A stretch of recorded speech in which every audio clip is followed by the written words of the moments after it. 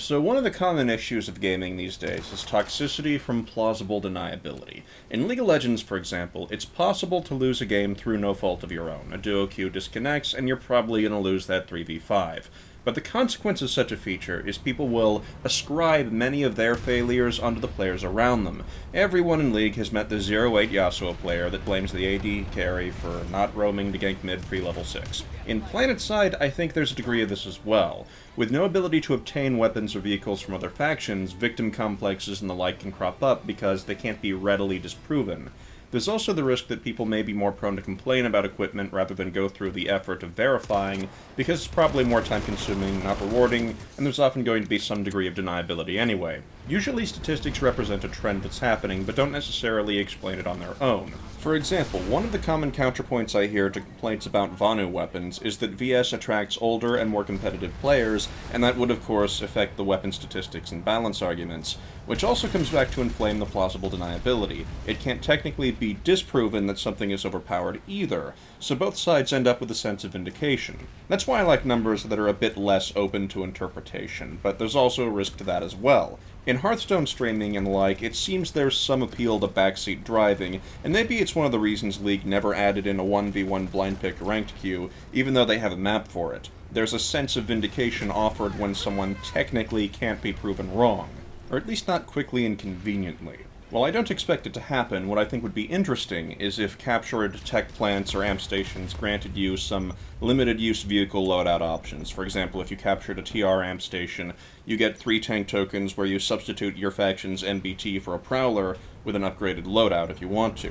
Of course, it would be a blue or purple and have VS or NC insignia on it, but you get the idea. In the current state of the game, it's impossible to use enemy equipment in the field against the same enemy, and it's impractically slow to level up an alt to try testing it in the field. You can't capture material or weapon crates at bases, you can't capture a crate of jackhammers from the NC, and the NC can't capture a crate of chain guns or lashers. The only real mode in PlanetSide is Hold the Point. But because of the inability to obtain enemy equipment, people feel both bitterness and vindication. It can't easily be proven that something is overpowered, but it also can't be easily proven they're wrong in calling something overpowered, and there seems to be a security blanket that comes with this state of being.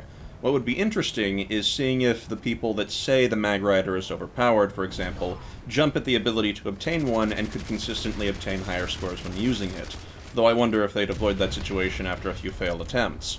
Would people prioritize attacking VS facilities? Because stats are a lot more useful if you have before and after trends to compare. There's also the fact that if you want a mechanic in a game but don't want it used constantly, there's a lot of things you can do to lessen its use other than outright removal. Suppose the Vanu got their life-sucking grenade back, the one that was promised in the original beta. Would TR and NC players jump at the opportunity to collect some grenade uses? Would a TR be willing to, say, go do some directives and spend 500 certs to gain access to the life-sucking grenade? Would more TR and NC players be doing this than Vanu players would be to get the TR and NC equivalent grenades? That sort of information might paint a clearer picture of weapon balance than just a kill page. If you don't want everyone using the same item constantly, you can tax an item's use. That's what a cooldown is. That's what the current nanite system does, albeit to different ends. Are some weapons overpowered? Perhaps they are, but it seems to me people are a bit more prone to claim something's overpowered if there's less risk of evidence to the contrary and less ability to verify the truth of the claim. Personally, I wish I could include a stealth training tutorial in the game and be able to set completing it as a requirement to spawn my Cloak Sunday. Would that increase the Sunday's lifespan? I think so, but I'd be willing to find out. They're not changes I expect to happen, but sometimes I wonder how much the people complaining are vested in the security blanket of plausible deniability still being around. Did I have a point with all this? Still on painkillers. Thanks for watching, blah blah, pandering, blah blah, Patreon. See you next time.